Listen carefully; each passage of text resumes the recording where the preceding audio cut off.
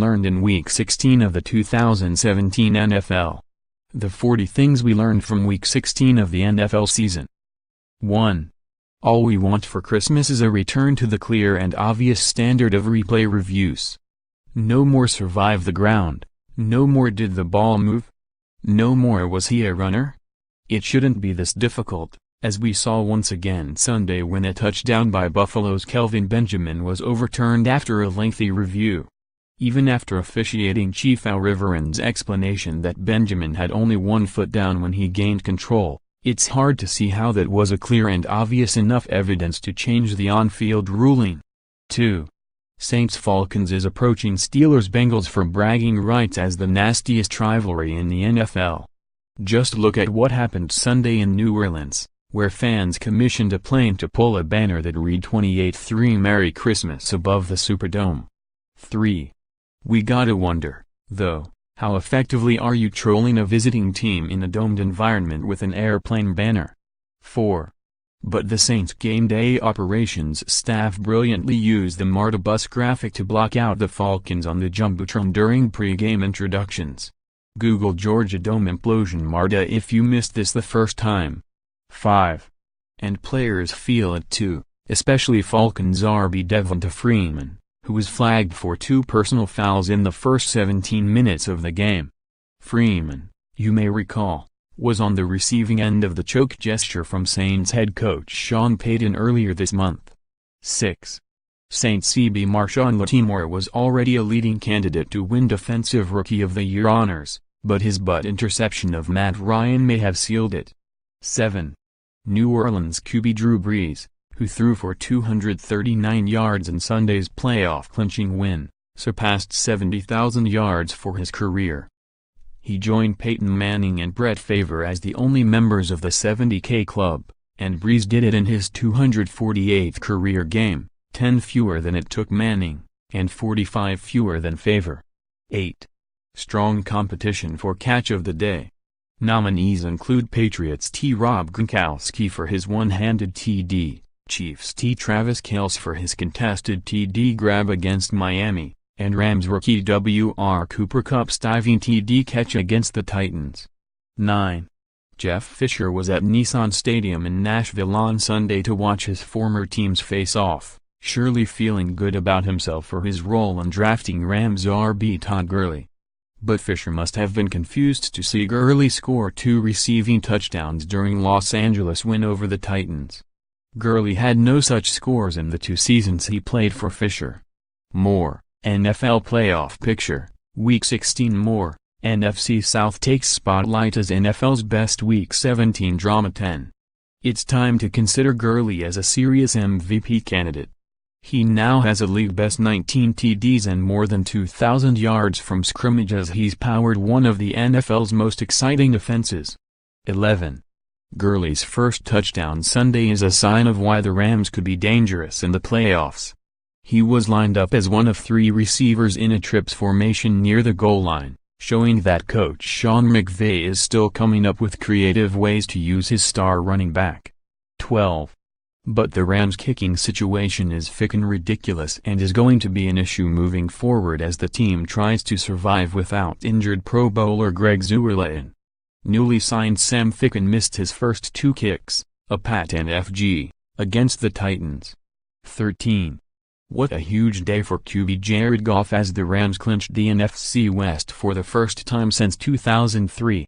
He threw for 301 yards and 4 touchdowns. 1 fewer than his total number of TDs as rookie in 2016. 14. Kansas City clinched its 2nd consecutive AFC West title by beating Miami. Could it have been QB Alex Smith's last regular season game in Arrowhead Stadium, as the Chiefs have rookie Patrick Mahomes waiting in the wings? If so, it was a gem. 304 yards and 1 touchdown as Smith went over 4,000 yards passing for the first time in his career.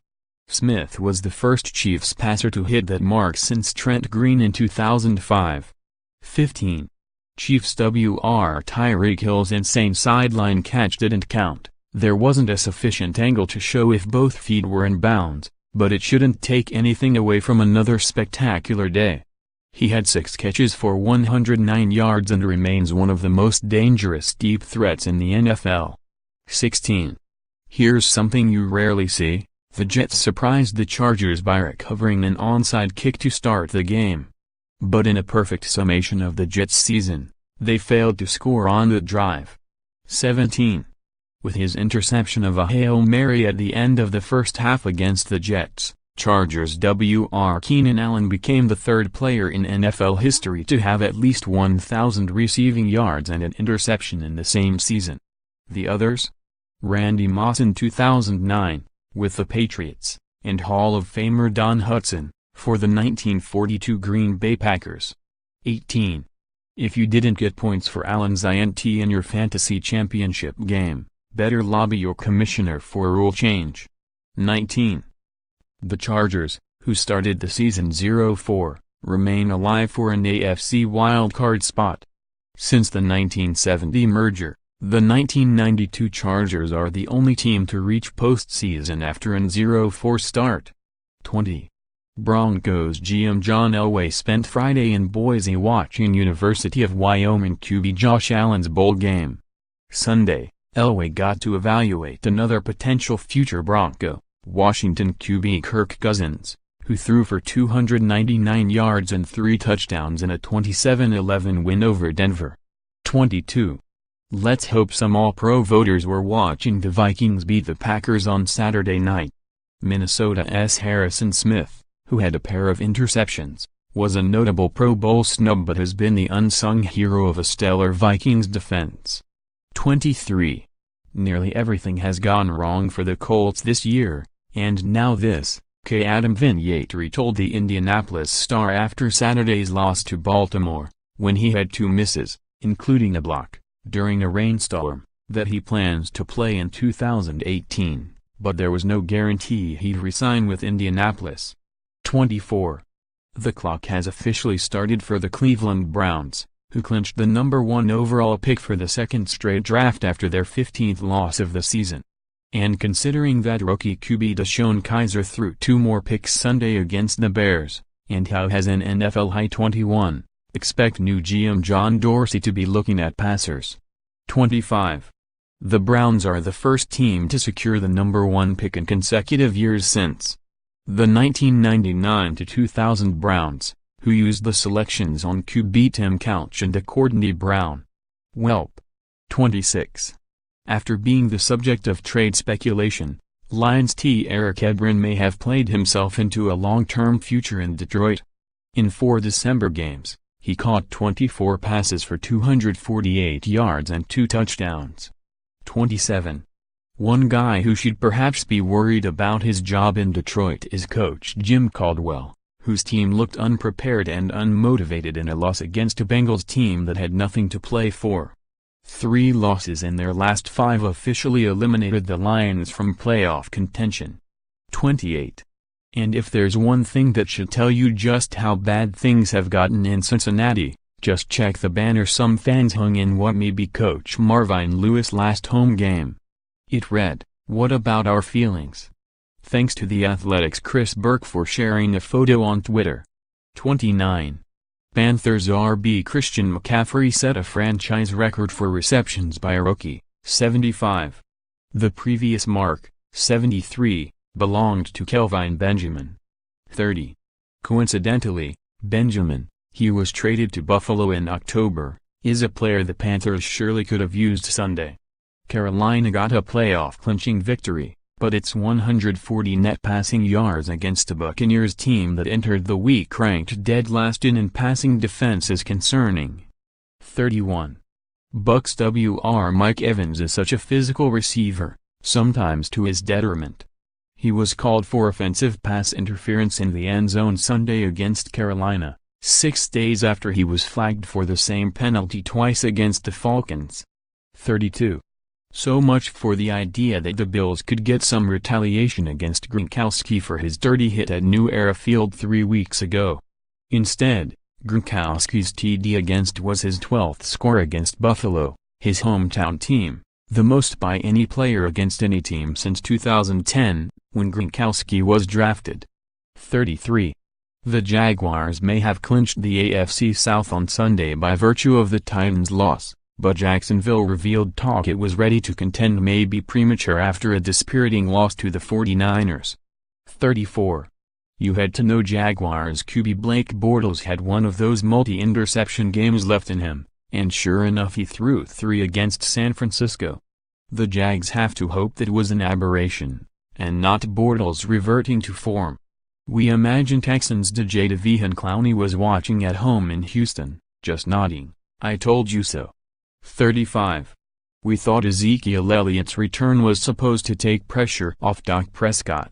While Elliott had 97 rushing yards in his return from a 6-game suspension, the Cowboys' passing game had issues, none bigger than Prescott's intercepted screen pass in the third quarter that was returned for a Seahawks touchdown. It was his 4th pick-six this season after not throwing any as a rookie in 2016. 36.